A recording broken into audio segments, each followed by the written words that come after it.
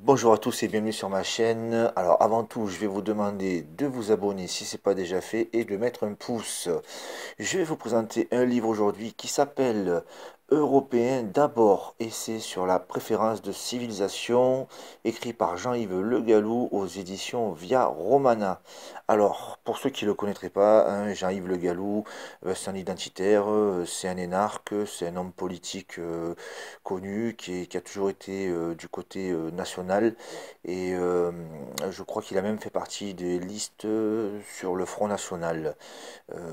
Il a créé bon, mais l'Institut Iliade, la Fondation Polémia, et on le voit souvent sur TV Liberté. Alors aujourd'hui, je vais vous raconter un petit peu ce qui est dit dans ce livre.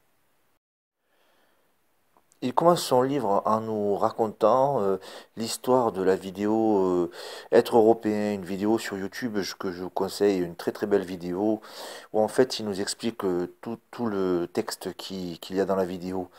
Si vous ne l'avez pas vu, je vous conseille d'aller la voir.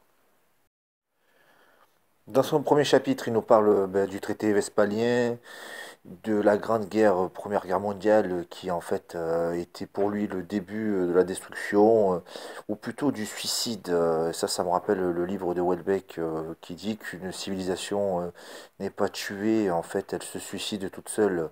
Puis il reprend les auteurs qu'il a l'habitude de reprendre, hein, Renaud Camus, il reprend Ferdinand Céline. Et puis certains philosophes aussi, Debré, et qui en fait des gens qui ont écrit des livres sur la nation. Et bien sûr Dominique Vénère. Ensuite, il nous parle de déconstruction. La déconstruction de qui? De l'homme chrétien blanc. C'est sa définition de ce qui est vraiment ce qui est recherché à détruire. Par quels moyens? L'éducation, et puis il en vient à nous parler jusqu'au mariage, qui est le symbole. Il en vient nous parler d'une arme, l'arme qui en fait tue les peuples européens, c'est la repentance, la culpabilité. Lui dit le culpabilisme. Alors c'est quoi ça? C'est en fait suite à la Seconde Guerre mondiale, au massacre donc des Juifs, des populations juives d'Europe, l'esclavage qu'il y a eu pendant 4 siècles, la colonisation, la guerre d'Algérie, tout ça qui en fait nous empêche de pouvoir se projeter et on a sans cesse ce truc qui nous revient en fait, le culpabilisme. Moi je l'ai pas, je vous le dis tout de suite, je l'ai pas et j'encourage tout le monde à pas l'avoir. J'étais pas né, c'est pas moi et donc moi avec moi ça marche pas. Il nous parle de Édouard Bernays, le neveu de Sigmund Freud. Alors j'avais fait une note de lecture sur son livre Propaganda.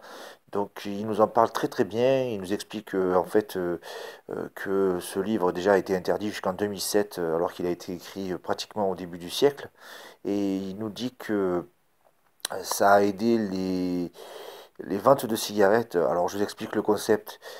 C'était des féministes qui voulaient en fait faire comme les hommes et ils ont attendu qu'il y ait des écrans, des caméras de journalistes et au dernier moment elles ont sorti des cigarettes, elles se sont mises à fumer et c'est comme ça que le tabac en fait a gangréné la société américaine. Donc en fait il nous dit que notre société elle a été copiée sur ça. Il n'y a pas que notre société, hein. Maintenant, si vous regardez bien, tous les coups médiatiques sont inspirés en fait de Édouard Bernays. Qu'est-ce que j'entends par un coup médiatique? Eh ben, en fait, une image, une vidéo, quelque chose, un enfant qui pleure ou un enfant qui meurt sur une plage, récupéré par les médias, l'opinion publique, très gentille, comme pour la culpabilité, va se sentir émue.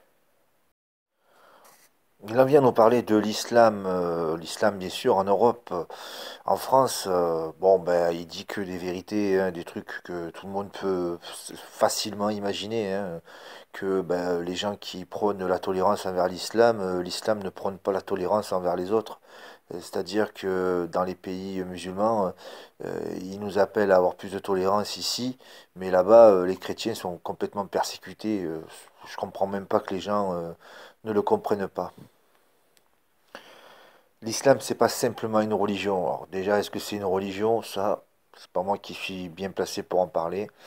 Et l'islam, en fait, phagocyte, gangrène Je pense qu'il faut vraiment lutter contre l'islam, la mettre sous coupe et vraiment surveiller. On compte 2500 mosquées aujourd'hui alors qu'il n'y en avait que deux dans les années 60. C'est déjà inquiétant. Maintenant, je ne pense pas que tous les musulmans doivent être reconduits, hein. Il y en a certains qui seront avec nous, on pourra compter sur eux, mais il faut que ça reste vraiment très très très minime. Dans un passage, il nous parle des traditions païennes et chrétiennes qui fondent en fait l'Europe. Ça tombe bien que je viens de finir le livre de Varg Vikernes qui parlait des traditions en ancienne Europe.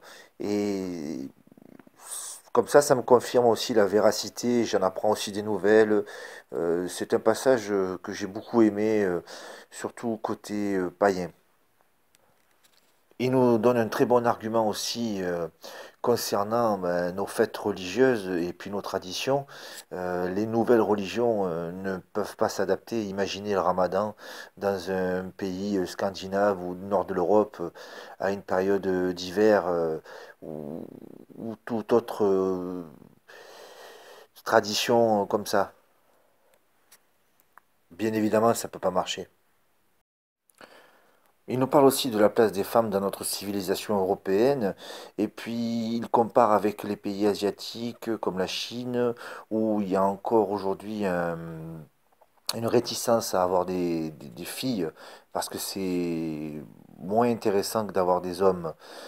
Il nous parle aussi donc, de la place de la femme par rapport au monde musulman. On sait très bien où est la place dans ce monde. Il nous explique que la vieille Europe, c'était le monde, qu'on a conquis tous les espaces scientifiques, de communication, on a réussi tout plein de choses, et aujourd'hui on est en train d'en mourir, puisqu'on a voulu le répandre sur la Terre entière, et que ben, maintenant c'est la Terre entière qui vient chez nous, quoi. Moi je pense que rien n'est perdu, regardez le Japon. Moi, je prends l'exemple du Japon, ils ont réussi leur transition avec le modernisme, tout en gardant leur tradition, et puis ils ont pratiquement pas d'immigration, et ils sont très contents comme ça. Il reprend les travaux de célèbre Georges Dumézil, l'historien, et il revient sur ses travaux qui étaient basés aussi sur l'Empire romain. Alors là, il nous parle de Romulus, donc la légende qui a fondé Rome et donc l'Empire. Et puis il en vient aussi à nous parler aussi de la chrétienté à cette époque-là, qui était encore vraiment antique. Et bon, moi j'ai lu déjà du Mésil, c'est très intéressant. Intéressant parce que ça redonne un idéal, c'est ce qu'il veut dans son paragraphe, redonner de l'idéal grâce ben, aux divinités, aux dieux, aux légendes, aux mythes, vous appelez ça comme vous voulez, mais vous donnez en fait l'importance que sacré, parce que c'est le sacré qui fait faire les sacrifices, je pense, hein. Dans un long passage, il revient sur les guerres chronologiques. Alors lui, il se base sur la Grèce il y a 2500 ans et jusqu'aux guerres de colonisation. Et il va, bon, en passant par bien sûr les guerres fratricides qu'il y a eu dans les pays européens, et puis les guerres aussi contre l'islam, et il en finit par les guerres qui ont conquis le monde en fait. Et il dit que tout ça, ça s'est fait conjointement, un coup les Portugais, un coup les Espagnols, et c'est quelque chose de commun. Il nous dit de faire une préférence civilisationnelle, bon, ben, préférence aussi sur l'art européen. Et donc, il nous parle en fait des choses qui sont pas du tout européennes et que depuis à peu près les années 30, c'est le mondialisme, il appelle ça l'art international. Et donc, il nous dit qu'il faut se réapproprier en fait la culture et puis les choses et ne pas tomber dans la dégénérescence comme le plug anal sur la place Vendôme, le truc de Chapour là, vous savez, vous vous rappelez là, l'espèce de truc, il n'y a même pas de nom quoi, au château de Versailles et puis ainsi de suite quoi, revenir à des choses qui ont fait notre identité. Il en vient nous parler de la nature, où en fait on sait que bon, ben, il aime l'alpinisme, donc il nous parle de ce qu'il appelle la banlocalisation, c'est-à-dire la banlieusardisation du territoire français. Il dit qu'il n'y a plus que 2% du territoire qui n'est pas en fait été colonisé. Et bon, ben là, on sent le côté attaché à la terre, comme nous disait Dominique Vénère, hein, c'est pas pour rien, hein. Et puis, ça nous ramène aussi à tout ce qui est euh, surpopulation. Moi, de suite, je pense à ça. Lui, il compare ça avec la surpopulation, surtout les naissances des familles extra-européennes qui font plus d'enfants que les familles européennes. Donc, en conclusion, Jean-Yves Le Gallou appelle les Européens à se communautariser. Donc c'était un petit peu prévisible. Moi, ce que je pense, c'est que avec les temps qui vont se durcir pour les Européens, pour les identitaires, les nationalistes, la communautarisation se fera d'elle-même. Ça se fera tout seul. C'est quelque chose qui viendra au fur et à mesure. En fait, lui, il nous explique que les frontières, si elles n'existent plus, en fait, on se les recrée et ça sera nos frontières civilisationnelles. Je vous remercie. Si ma lecture vous a plu, ben, mettez un pouce, abonnez-vous et puis je vous dis à très bientôt pour une prochaine vidéo.